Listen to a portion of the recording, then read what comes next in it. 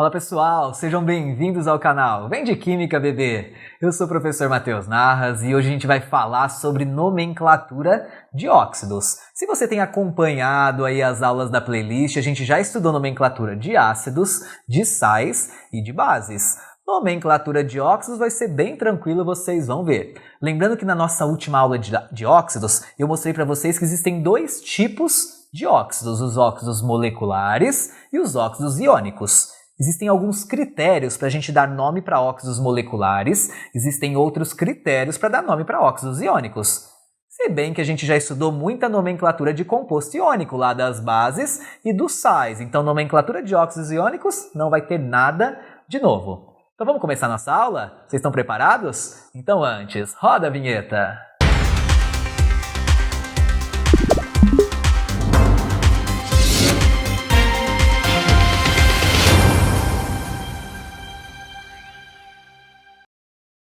Para começar a nomenclatura de óxidos, então, vamos primeiro falar sobre nomenclatura de óxidos moleculares. Lembrando que os óxidos moleculares são aqueles formados por ligação covalente. É muito tranquilo a gente dar nome para um óxido molecular. Vocês vão perceber agora. Então, vou dar alguns exemplos de óxidos moleculares para a gente iniciar isso. Então, vamos lá. Vamos supor que a gente tenha o SO2. SO2 é um exemplo de óxido molecular porque é formado apenas por ametais, certo? Ligação covalente. Vamos supor que a gente tenha o N2O, também temos um óxido molecular. O CO é um óxido molecular.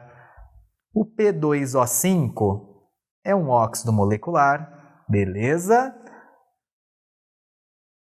O SO3 também é um óxido molecular.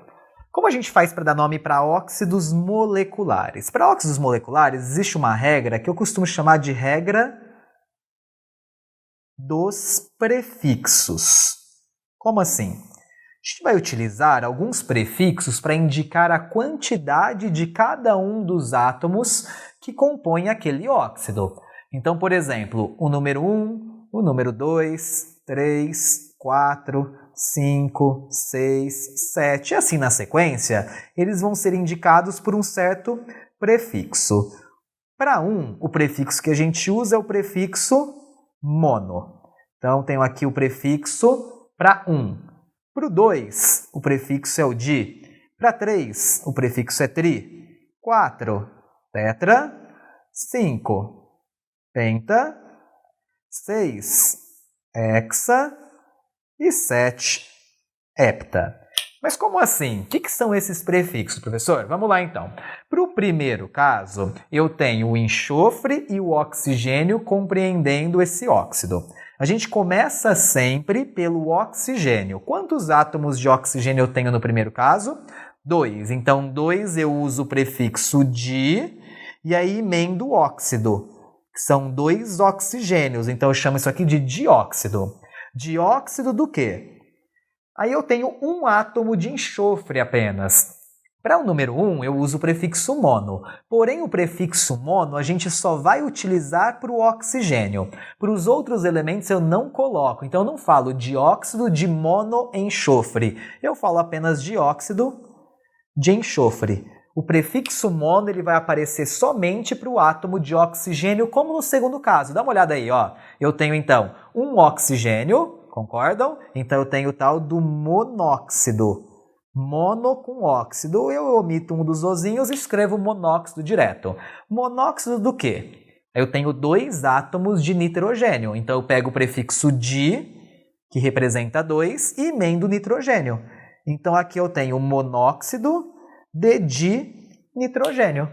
Não é muito tranquilo? Olha o próximo exemplo. Eu tenho um oxigênio. Para o oxigênio eu tenho que usar o prefixo mono. Então, novamente, eu tenho monóxido. Monóxido de quem?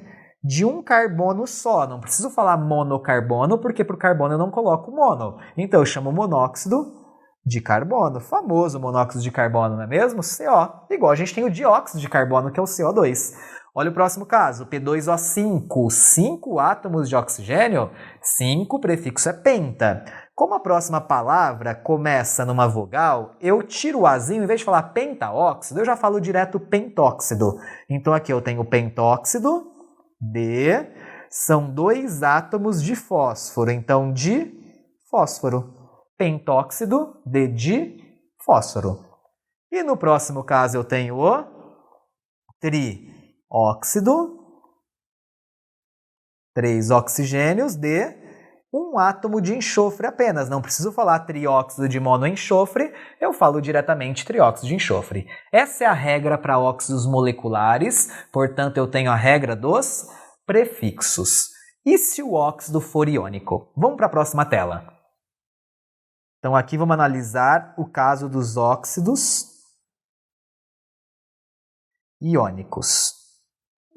Para começar, se você lembrar muito bem das aulas de nomenclatura de sais e de bases, a gente lembra que todo composto iônico, ele sempre é representado por uma nomenclatura que a gente primeiro coloca o nome do ânion que compõe aquele material. Primeiro a gente coloca o nome do ânion, coloca um Dzinho no meio e depois a gente coloca o nome do cátion. Beleza? Lembra que em bases o ânion era sempre o mesmo? Era o OH-? Aí a gente chamava de hidróxido de alguma coisa? Lembra que para os sais dava um trabalhão, né? Porque já podia ser cloreto, clorato, clorito, hipoclorito, enfim, tinham várias nomenclaturas de ânions e de cátions também. Só que no caso dos óxidos, quem que é o ânion? Em um óxido iônico, o ânion é sempre o oxigênio de carga 2-, não é isso mesmo que a gente viu na primeira aula? Então, sempre que eu tiver um óxido iônico, o ânion vai ser o O2-. Se o ânion é sempre o mesmo, a gente já tem um nome que vai começar toda a nomenclatura de óxido iônico. O nome do O2- é óxido, simplesmente óxido. Então, sempre que for um óxido iônico, eu vou escrever óxido de e o nome do cátion. Lembrando que cátion tem 2 tipos que a gente tem que tomar cuidado. Os cátions de carga fixa, por isso que é importantíssimo assistir a aula de bases de sais. Quais são os cátions de carga fixa mesmo? Os da família 1A, 2A, prata, zinco e alumínio.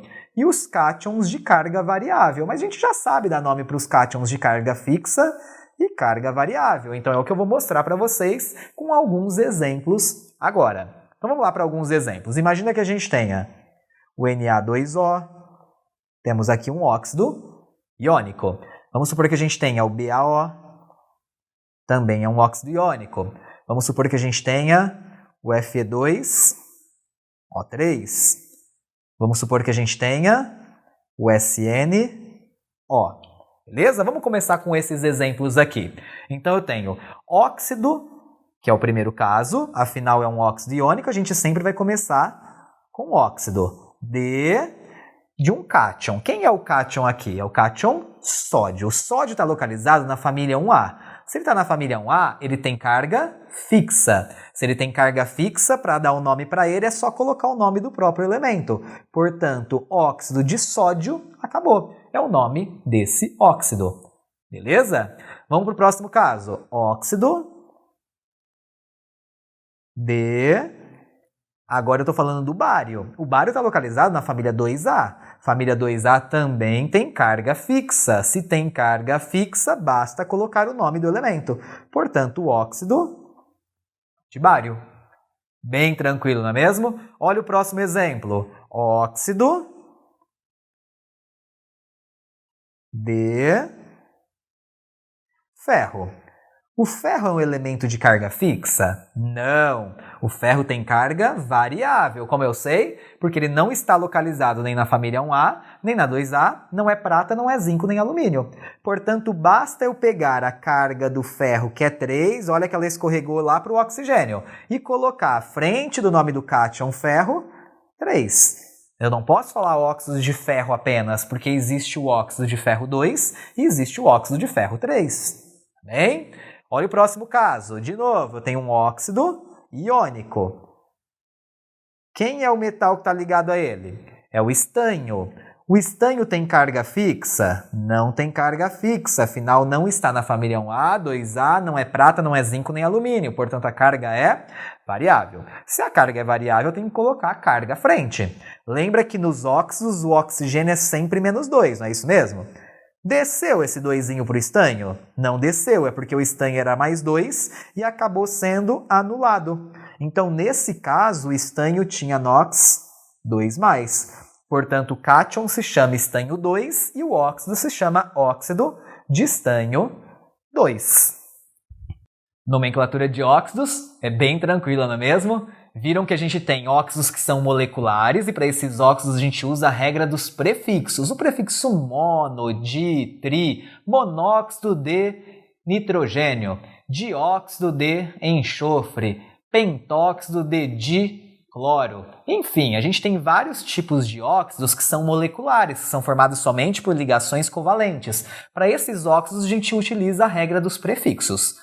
Porém, se o óxido for iônico, a gente utiliza a regra de nomenclatura de compostos iônicos que a gente já viu, tá certo? Então a gente coloca primeiro o nome do ânion, que vai ser sempre óxido, quando a gente estiver falando de um óxido iônico, e o nome do cátion, que pode ter carga fixa ou variável, e as regras vocês sabem muito bem. Bom, mas como faz para dar nome então para um peróxido e para um superóxido? É muito fácil. Vamos terminar aí a nossa aula? Vamos para a lousa de novo. No caso do peróxido e do superóxido, a forma de nomenclatura é a mesma forma de óxidos. A diferença é que ao invés de eu usar o nome óxido para o ânion, eu vou usar peróxido. Então, quando eu tenho, por exemplo, o H2O2, que é um exemplo de peróxido que eu dei para vocês na aula passada, eu não vou chamar isso aqui de óxido de hidrogênio. Não, eu vou chamar de peróxido de hidrogênio, porque nesse caso o oxigênio está com NOx -1. Portanto, ele não é um óxido, ele é um peróxido. Aqui eu tenho o exemplo do peróxido de hidrogênio. Tá certo? Vejam, o hidrogênio tem NOx +1, o oxigênio -1, as cargas se anulam e eu tenho o exemplo de peróxido de hidrogênio. Se eu pego, por exemplo, K2O2, isso aqui é um óxido ou isso é um peróxido? Lembrando que o potássio está localizado na família 1A, portanto a carga dele é +1. O oxigênio só pode ser -1 para zerar essas cargas. Portanto, não é um óxido, é um peróxido. Então eu chamo isso aqui de peróxido de potássio, por exemplo. Se eu tenho o BaO4, o que eu tenho aqui? É um óxido? Vamos analisar a carga dos elementos? O bário está na família 2A, a carga é +2. O oxigênio tem que ter carga -0,5 para vezes 4 dá -2 e zerar o +2 do bário. Portanto, aqui eu tenho um superóxido. Então, eu chamo isso aqui de superóxido de um cátion. Qual é o cátion? O bário, que como está na família 2A tem carga fixa, eu simplesmente falo superóxido de bário. E se eu tiver que fazer o contrário, te dar o nome e pedir a fórmula do óxido? Vamos fazer o contrário para a gente finalizar? Se eu coloco, por exemplo, para vocês, ó, heptóxido de dicloro, por exemplo, se eu coloco monóxido de nitrogênio, se eu coloco óxido de chumbo 4, e se eu coloco óxido de cálcio. Então vamos analisar essas situações? Primeiro, concordam que os dois primeiros exemplos são exemplos de óxidos moleculares? Óxidos moleculares porque eu estou usando prefixos que indicam as quantidades de átomos presentes aí, tudo bem? Então, nesse primeiro caso, heptóxido de dicloro, eu tenho 2 cloros e eu tenho 7 átomos de oxigênio. Heptóxido de dicloro tem fórmula Cl2O7. E o monóxido de nitrogênio? Só tenho um nitrogênio e só tenho um oxigênio. Portanto, monóxido de nitrogênio é o NO. Óxido de chumbo 4. Aí a gente já está falando de um óxido iônico, porque eu não estou usando nenhum prefixo. Veja, eu não falei monóxido, eu chamei de óxido de chumbo 4. Portanto, aqui eu tenho chumbo que tem carga +4 e eu vou juntar com o oxigênio, que tem carga menos 2. Como dá para simplificar aqui, ó, a gente simplifica. Então, 4 e 2 sobra 1 e 2. Como ainda sobra um 2, esse 2 escorrega para o PbO. Então, aqui vai ficar a fórmula PbO2. Aqui a gente tem o óxido de chumbo 4, beleza? E a outra situação que também é um óxido iônico, óxido de cálcio. Eu falei a carga do cálcio? Não falei porque ela é fixa, o cálcio está na família 2A. Portanto, se o cálcio está na família 2A, a carga dele é mais 2. Se eu vou juntar com óxido, que sempre tem carga menos 2, as cargas agora são iguais, eu cancelo, e aí eu tenho a fórmula do óxido de cálcio. O óxido de cálcio é o CaO. Então, pessoal, nomenclatura de óxidos é assim que a gente faz. Óxidos, peróxidos, superóxidos. Para dar nome para esse tipo de composto é muito tranquilo. Espero que vocês tenham captado tudo aí. Portanto, se você gostou desse vídeo, pessoal, dá um like aí para mim, se inscreva no canal, avise os seus amigos e até a próxima!